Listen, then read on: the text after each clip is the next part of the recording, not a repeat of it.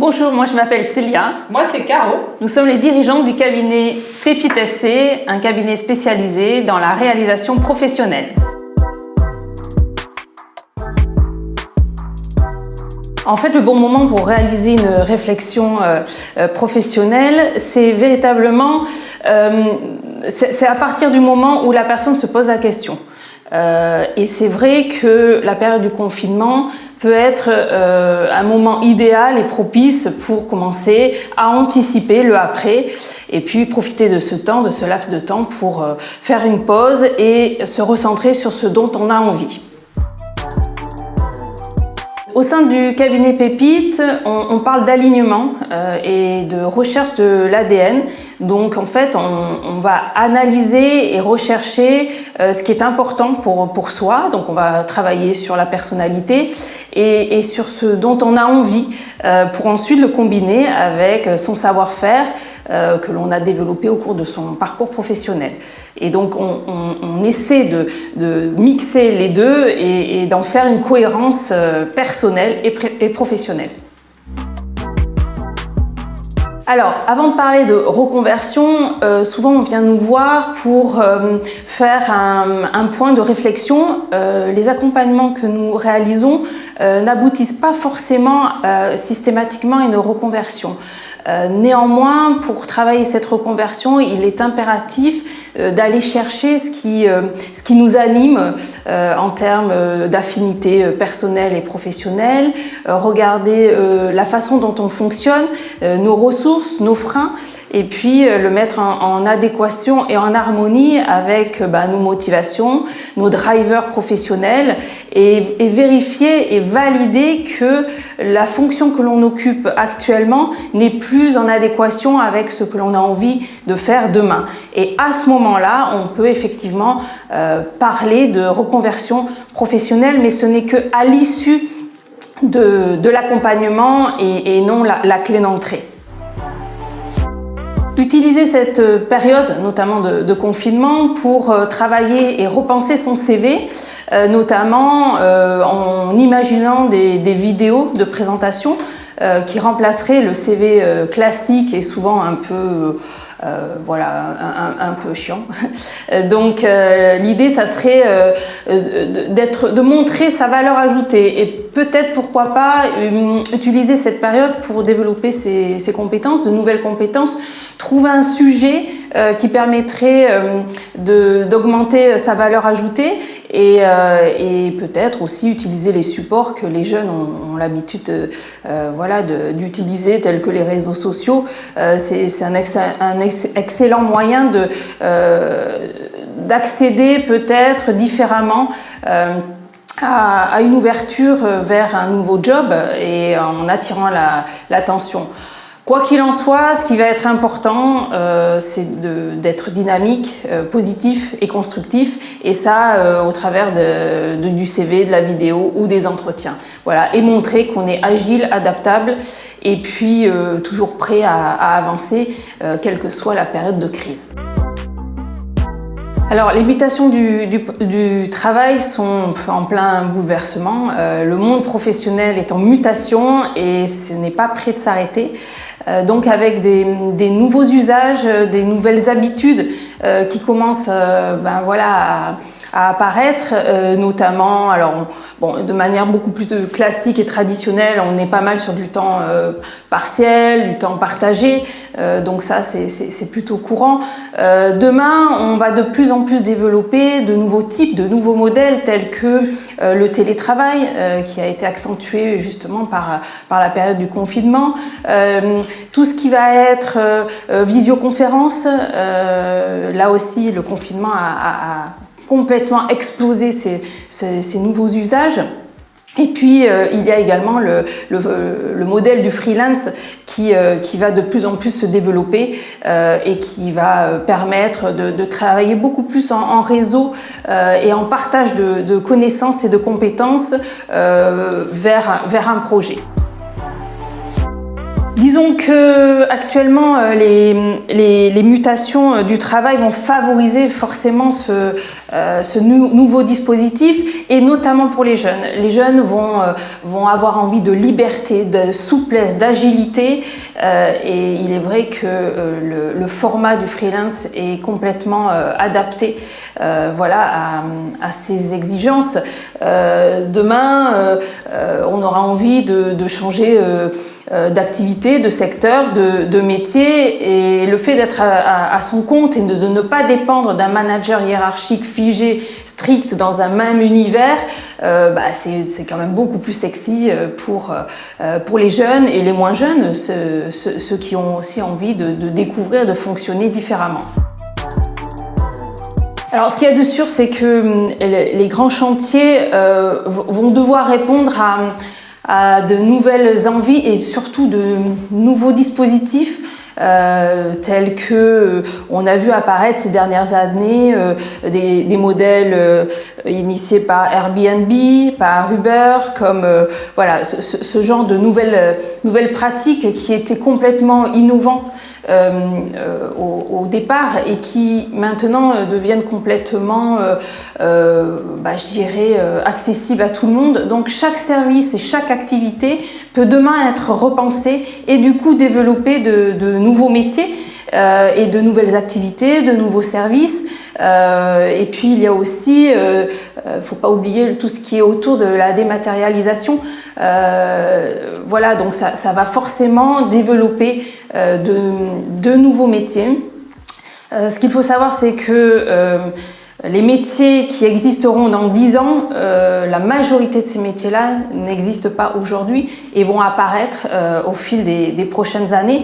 Donc, ce qui va nécessiter de nouveaux jobs, de nouvelles compétences, et c'est ceux qui vont avoir envie de développer d'autres champs. Et le champ, je pense, du tout est possible va largement être mis en avant et être accentué. Je dirais que depuis le confinement, le digital semble être une véritable autoroute, puisqu'on l'a tous vu, on l'a tous vécu.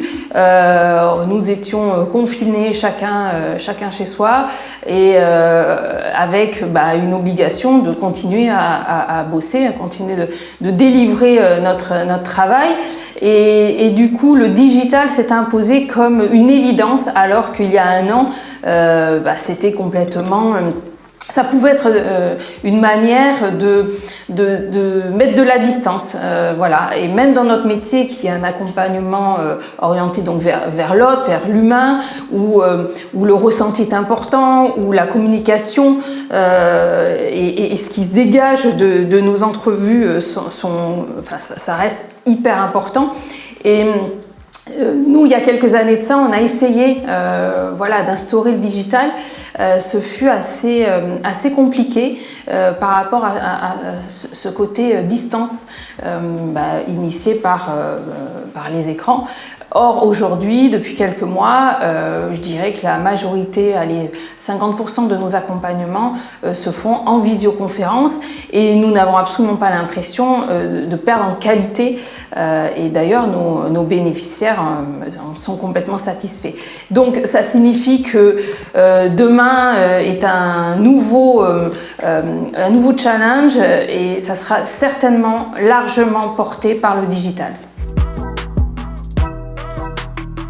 Je pense que nous vivons une période complètement dingue, par rapport à un contexte que l'on connaît, le confinement, le numérique, le digital, les nouveaux usages, les nouveaux dispositifs, les nouvelles idées, le domaine de la santé, de l'environnement aussi, avec chaque fois un fil conducteur, à savoir le fait de réinventer la façon dont on voyait les choses, la façon dont on fonctionnait, la façon dont on avançait sur nos sujets. Hier ne sera plus jamais pratiqué de la même façon et du coup je pense que la personne qui va avoir envie de bouger les lignes, contrairement à peut-être 40-50 ans en arrière, aujourd'hui je dirais tout est accessible, tout est possible. Avant, le symbole du diplôme était la valeur sûre. Sans diplôme, on avait peu de possibilités d'entrer dans de grandes écoles et puis de prétendre peut-être à des fonctions prestigieuses ou stimulantes intellectuellement. Demain est complètement différent. Demain, le diplôme ne sera plus la clé d'entrée pour se réaliser et pour même inventer son propre métier, avoir plusieurs métiers dans une vie professionnelle, changer, se réinventer et donc, moi je trouve ça complètement formidable d'imaginer que, encore une fois, on peut être complètement acteur de son avenir professionnel. Le tout, c'est juste de trouver sa voie et puis ensuite de foncer. Alors, on va parler de la formation professionnelle. Donc, déjà, il faut bien avoir en tête que la formation, ce n'est pas forcément une fin en soi, c'est un outil qui va permettre d'aller vers un objectif de projet professionnel qui nécessite en fait une réflexion en amont pour bien savoir où on va. Ensuite, évidemment, il existe tout type de formation. Donc il est difficile de choisir si déjà en amont, on ne sait pas vraiment vers quel type de projet on veut aller. Avant cette formation, donc il est nécessaire évidemment de réfléchir à ce projet professionnel. Le bilan de compétences, et là je vais plutôt vous parler du financement et des acteurs du bilan de compétences, puisque comme vous l'aurez compris, on est quand même positionné sur ce créneau-là. Donc par rapport au bilan de compétences, comment ça fonctionne ? Aujourd'hui, il y a plusieurs moyens de financer son bilan de compétences qui fait partie de la formation et qui est vraiment en amont évidemment de ce choix de formation professionnelle thématique en quelque sorte en lien avec son projet. Tout d'abord, il y a le CPF, donc le compte personnel de formation. Donc tout le monde a un compte personnel de formation qui est plus ou moins fourni, on va dire. C'est un crédit de formation dont chacun dispose pour financer un bilan de compétences ou une formation. Donc là, vous pouvez financer votre bilan de compétences grâce à votre compte personnel de formation. En tant que demandeur d'emploi, vous pouvez aussi bénéficier, si vous n'avez pas le montant suffisant, vous pouvez bénéficier de ce qu'on appelle un abondement, c'est-à-dire que vous avez un complément de la part de Pôle emploi.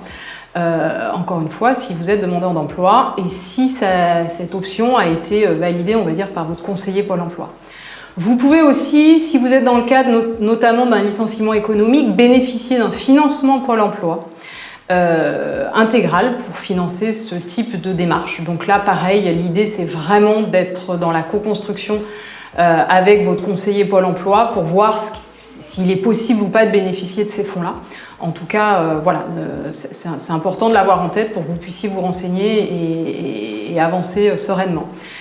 Ensuite, vous pouvez bénéficier également d'un abondement de la part de votre entreprise si l'entreprise est, on va dire, moteur et en tout cas est en co-construction de ce projet-là et de cette réflexion-là, puisqu'à un moment donné, elle peut aussi vous permettre de compléter si vous n'avez pas le montant suffisant pour réaliser un bilan de compétences.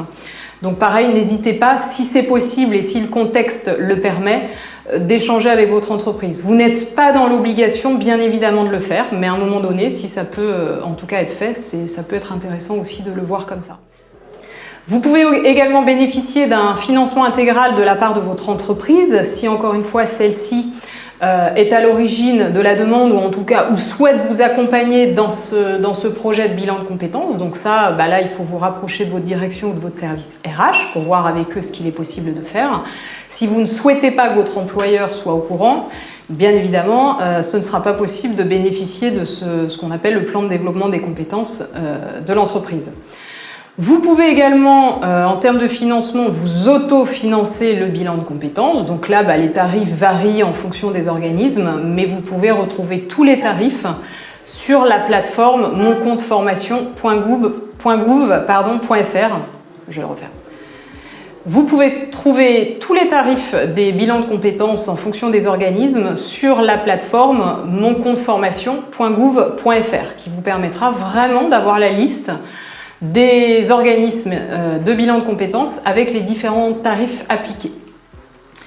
Au niveau des financements, si vous êtes agent de la fonction publique, vous disposez également d'un CPF qui est un peu différent pour le moment en termes de fonctionnement, puisque la validation doit passer par la structure dans laquelle vous travaillez. Donc là, il faut vraiment avoir une validation en amont de votre employeur et de la structure dans laquelle vous travaillez. Donc ça doit passer forcément par le service RH ou votre directeur de service ou votre directrice de service. Alors, pour vous aider dans la réflexion et pour avancer dans ce projet de bilan de compétences et de formation ultérieure si besoin, encore une fois, ça dépend du projet, bien évidemment, vous pouvez vous rapprocher des acteurs du monde de la formation qui est quand même...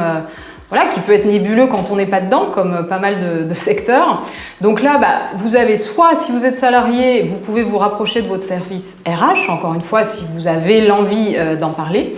Sinon, vous pouvez très bien aussi contacter des centres de bilan de compétences qui vont vous proposer des rendez-vous d'analyse de la demande qui sont des rendez-vous gratuits et sans engagement, qui vous permettent bien évidemment d'échanger sur vos besoins, mais aussi la personne sera évidemment ravie de vous accompagner dans vos démarches administratives, de vous aider, de vous aiguiller, de créer votre compte sur la plateforme CPF si vous ne l'avez pas encore fait. Voilà, donc n'hésitez surtout pas à appeler des organismes. Pour les demandeurs d'emploi, votre conseiller sera vraiment une personne ressource pour vous indiquer les différentes démarches à effectuer. Mais ne restez pas seul devant votre ordinateur avec toutes les infos que vous pouvez avoir parce que ça peut être un peu déroutant. Donc n'hésitez surtout pas, nous sommes à votre disposition. Voilà, si vous voulez appeler les équipes de Pépite, n'hésitez surtout pas, on sera ravis de pouvoir vous aider, vous aiguiller dans vos démarches.